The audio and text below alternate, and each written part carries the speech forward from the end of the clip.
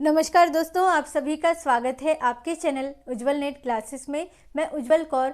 सबसे पहले तो मैं आप सभी को नए साल की यानी कि 2022 की बहुत सारी शुभकामनाएं देना चाहती थी। इस तरह से पर्सनली, यानी कि ये हमारी फर्स्ट वीडियो है फेस कैम वाली। फेस कैम यानी कि जिसमें आप मुझे देख पा रहे हैं। वैसे तो हमारे चैनल पर इस साल में बहुत सारी अपडेट्स को लेकर वीडियोज़ आपने देखी होंगी, पर इस तरह से ये हमारी फर्स्ट वीडियो है। आई होप अभी तक आप सभी ने अपने एकेडमिक करियर को लेकर बहुत सारे प्लान्स किए होंगे, या कुछ ना कुछ या कोई ना कोई रिजोल्यूशन तो ज़रूर सेट किया होगा और उसे फॉलो भी कर रहे होंगे आप। तो कमेंट करके ज़रूर बताइएगा कि आपका नए साल का क्या रिजोल्यूशन है, यानी कि आपने क्या ऐसे सोच कर रखा है कि आपको क्या हासिल करना है इस साल में। तो आप ज़रूर बता सकते हैं, शेयर कर सकते हैं। इससे मोटिवेशन मिलती है जो भी स्टूडेंट्स देखते हैं उन कमेंट्स को। तो मैं भी जानना चाहती हूँ कि आपके क्या क्या प्लान्स हैं। तो जैसे कि दिसंबर में जो एग्ज़ाम हुई थी मुंबई यूनिवर्सिटी की तरफ से, और उसका रिज़ल्ट डिक्लेयर हुआ है 5 जनवरी को, तब से मुझे बहुत सारे व्हाट्सएप पर पर्सनली मैसेजेस आ रहे हैं कि मैम प्लीज़ हेल्प, बताइए कि क्या करना चाहिए आगे, इंटरव्यू के लिए क्या दिया गया है यूनिवर्सिटी में, किस तरह से एडमिशन प्रोसीजर होती है। तो इसको लेकर वैसे तो आपको अपडेटेड या फिर लेटेस्ट कोई अपडेट नहीं मिलेगी, जानकारी नहीं मिलेगी कि एडमिशन प्रोसेस क्या है। पर जैसे कि आपने देखा होगा, फॉर्म भरते वक्त आपको दिया गया था कि 2018 का यानी कि 2018 का जो एनेक्सर दिया गया है उसे आपको फॉलो करना है, उसमें जो रूल्स दिए गए हैं। तो उसी तरह से उसमें ही क्या चीज़ें बताई गई है इंटरव्यू को लेकर, जो भी एग्जाम्टेड स्टूडेंट्स हैं उनके बारे में, या फिर जो पेट एग्ज़ाम क्लियर कर चुके हैं उनको भी क्या करना चाहिए और कितना वेटेज है और कौन कौन एग्जेम्प्टेड है, ये सारी इन्फॉर्मेशन मैं आपको इस वीडियो में बताने वाली हूँ। तो स्किप ना करते हुए वीडियो को अंत तक ज़रूर देखिएगा, क्योंकि आप कोई इम्पॉर्टेंट चीज़ मिस ना कर दें एडमिशन प्रोसेस को लेकर। तो चलिए शुरू करते हैं आज की इस वीडियो को। ये देखिए फ्रेंड्स, हम इसमें जो बताए गए हैं रेगुलेशंस पीएचडी को लेकर वो डिस्कस करने वाले हैं। तो चलिए फ्रेंड्स देखते हैं। ये देखिए फ्रेंड्स, इसमें जो इम्पोर्टेंट पॉइंट्स हैं मैं वही डिस्कस करने वाली हूँ, ताकि वीडियो ज़्यादा लंबी ना हो जाए। और अगर कोई क्वेरी रहती है तो आप पूछ सकते हैं कमेंट करके। तो इसमें जो फर्स्ट पॉइंट दिया गया है वो देखते हैं कि procedure for admission to MPhil और पीएचडी प्रोग्राम्स।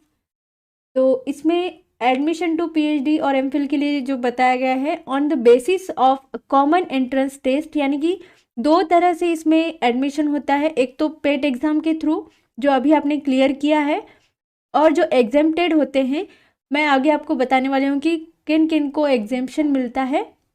और ये जो वेटेज होता है, और पर्सनल इंटरव्यू भी होता है ऑब्वियसली जो आपका होने वाला है। और इससे पहले जो बता दूं आपको, 2020 में जो एग्ज़ाम हुई थी मार्च मंथ में, और अप्रैल में रिज़ल्ट डिक्लेयर हुआ था, और उसका इंटरव्यू सारे जो फैकल्टीज़ है उनका नहीं हुआ था। सिर्फ जो आईसीटी जिसे हम कहते हैं इंफॉर्मेशन एंड कम्युनिकेशन टेक्नोलॉजी, इसका जून के फर्स्ट वीक में हुआ था 2020 के। और बाद में कोई भी अपडेट नहीं आई थी। आप आई बटन में देख लीजिएगा, जो प्लेलिस्ट है उसमें मैंने बताया था कि अदर सब्जेक्ट के भी स्टूडेंट्स ने रेडी रहना है, पर कोई अपडेट नहीं आई थी अदर जो फैकल्टीज़ है उनकी तरफ से। तो आईसीटी के जो वैकेंट हुए होंगे सीट्स, उनका इंटरव्यू कंडक्ट करवाया गया था ऑफलाइन, और बाकी किसी का भी नहीं हुआ था। तो आप देख सकते हैं कि कितना रश रहता है उस यूनिवर्सिटी में, हमारी मुंबई यूनिवर्सिटी में। तो चलिए देखते हैं। नेक्स्ट पॉइंट दिया गया है कि जो वेटेज होता है पेट एग्ज़ाम के स्कोर का 70% होता है, और परफॉर्मेंस जो होता है इंटरव्यू में उसका 30% होता है। इस तरह से ये वेटेज है दोनों भी चीज़ों का। चलिए फ्रेंड्स, ये बाकी चीज़ें उतनी इम्पॉर्टेंट नहीं है, ये सारी चीज़ें आपको पता ही है, इसलिए मैं वो रिपीट नहीं करूँगी। तो इस तरह से कैसे होता है गाइड वगैरह वो चीज़ें दी गई है यहाँ पर। तो आगे हम देखते हैं कि क्या दिया गया है जो इम्पोर्टेंट आपको जानना ज़रूरी है। जैसा कि फ्रेंड्स आप सभी पूछते हैं कि इंटरव्यू के लिए क्या चीज़ें हमें जानना चाहिए। तो interviews for admission to MPhil और पीएचडी प्रोग्राम, इसमें फर्स्ट पॉइंट दिया गया है Interviews of the candidates who have cleared PET shall be organized by the research centers. Research centres की तरफ से इंटरव्यू कंडक्ट करवाया जाता है जो भी पेट एग्ज़ाम क्लियर करते हैं उनके लिए। और इसमें ये आप ऐड कर सकते हैं कि जो भी एग्जेम्प्टेड स्टूडेंट्स होते हैं उन्हें भी इसमें शामिल किया जाता है। ऐसे नहीं कि अलग से इंटरव्यू लिया जाएगा आपका, तो दोनों का भी एक ही दिन हो सकता है इंटरव्यू। सेकंड पॉइंट है, the candidates who have cleared the PET shall apply in prescribed format to the research centres where they desire to pursue MPhil और पीएचडी। तो इस तरह से जो क्लियर कर चुके हैं उन्हें अपना जो सिनॉप्सिस कहते हैं या फिर रिसर्च प्रपोजल जिसे हम कहते हैं वो आपको वहाँ पर सबमिट करना होता है एक प्रिस्क्राइब्ड फॉर्मेट में। तो मैं ये आपको सलाह दूंगी कि अगर आपके कोई सीनियर होंगे जो पीएचडी कर रहे होंगे ऑलरेडी, या फिर कोई गाइड यहाँ से रिलेटेड या फिर किसी और यूनिवर्सिटी के अगर आपके कांटेक्ट में होंगे, तो उनसे आप थोड़ा सा गाइडेंस ले सकते हैं कि हमने इस तरह से रिसर्च प्रपोजल बनाया है, इसमें कोई अगर करेक्शन हो तो आप बता सकते हैं, ऐसे आप सलाह ले सकते हैं। चलिए अगला पॉइंट देखते हैं। The centers shall compile all such applications and after due verification shall invite the candidates for interviews। तो इसमें बताया गया है कि जो एप्लीकेशंस आएंगे तो वेरिफिकेशन के बाद में कैंडिडेट्स को इंटरव्यू के लिए बुलाया जाता है।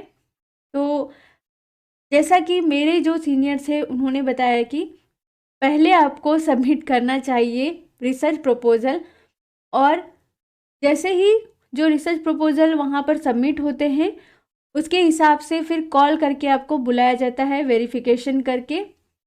आगे देखते हैं। The heads of the research centre shall constitute MPhil और PhD interview committees subject wise. The constitution of the interview committees shall be as follows. इस तरह से कमिटीज़ बनाई जाती है इंटरव्यू के लिए रिसर्च सेंटर पर सब्जेक्ट वाइज। तो देखते हैं आगे कि क्या होता है इसमें।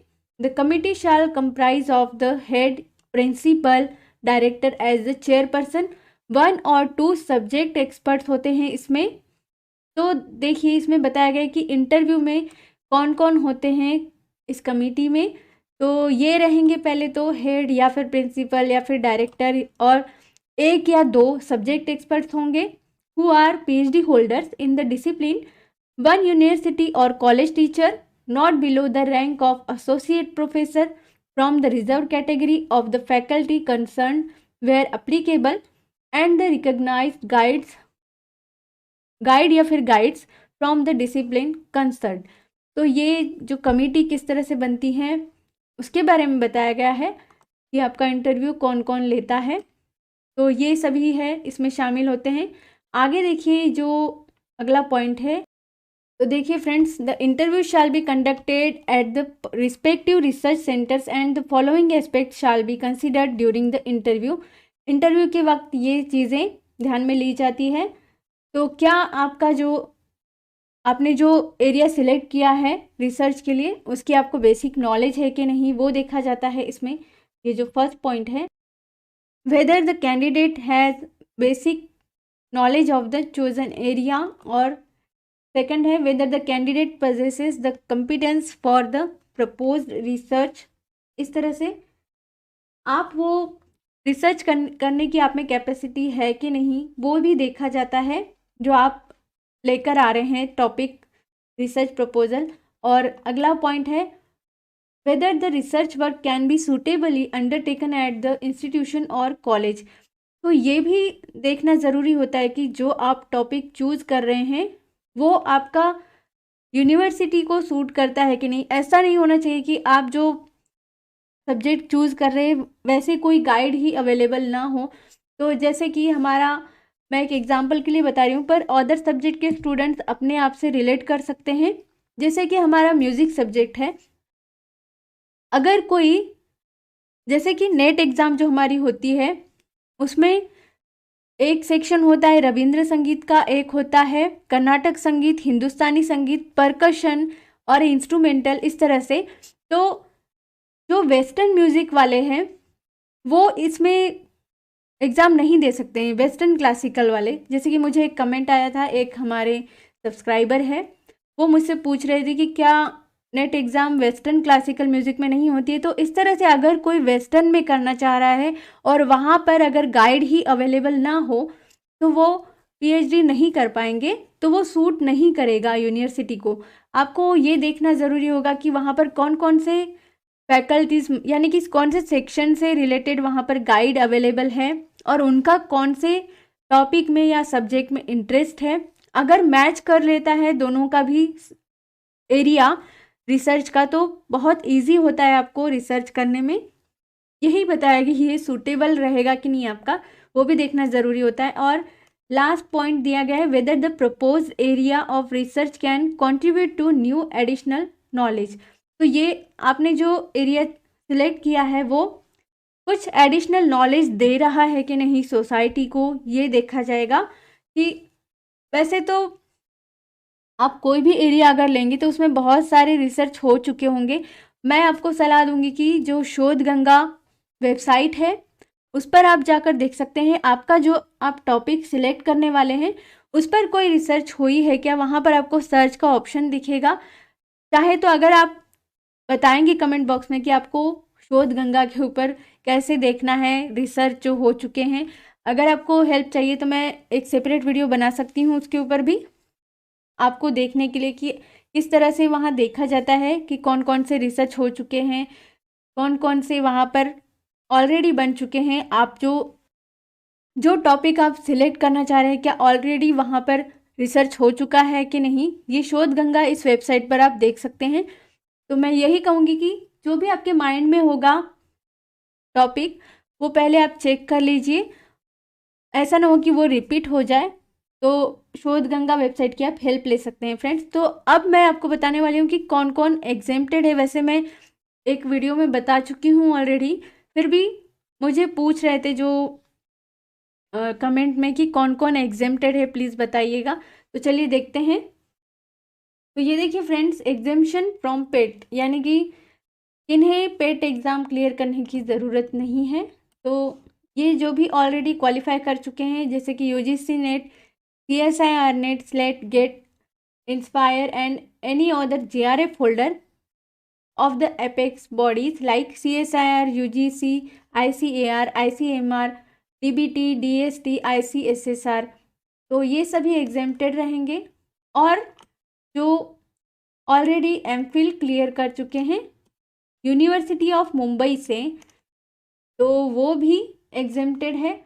और ये थर्ड जो बताया गया, PhD degree holder of this university or any other recognized university who desires to pursue PhD at this university, जो भी अदर यूनिवर्सिटी से या फिर यहाँ से PhD कर चुके हैं किसी और सब्जेक्ट को लेकर वो भी एग्जेम्प्टेड रहेंगे। तो यही आपके कुछ डाउट्स थे आई थिंक फ्रेंड्स, तो आई होप ये क्लियर हो गए होंगे। तो फ्रेंड्स यही थी कुछ इंपॉर्टेंट इन्फॉर्मेशन एडमिशन प्रोसेस को लेकर और इंटरव्यू से रिलेटेड। आई होप आपको समझ में आई होगी और हेल्पफुल भी लगी होगी। तो वीडियो को ज़रूर लाइक कीजिएगा और शेयर कीजिएगा, और चैनल पर न्यू है तो सब्सक्राइब कर लीजिए ताकि आपको मुंबई यूनिवर्सिटी की तरफ से जो भी अपडेट्स आएंगी मैं वो आप तक पहुंचाने वाली हूं। अगर कोई डाउट हो तो कमेंट करके ज़रूर पूछ लीजिएगा। इस वीडियो को अंत तक देखने के लिए, अपना कीमती समय देने के लिए बहुत बहुत धन्यवाद।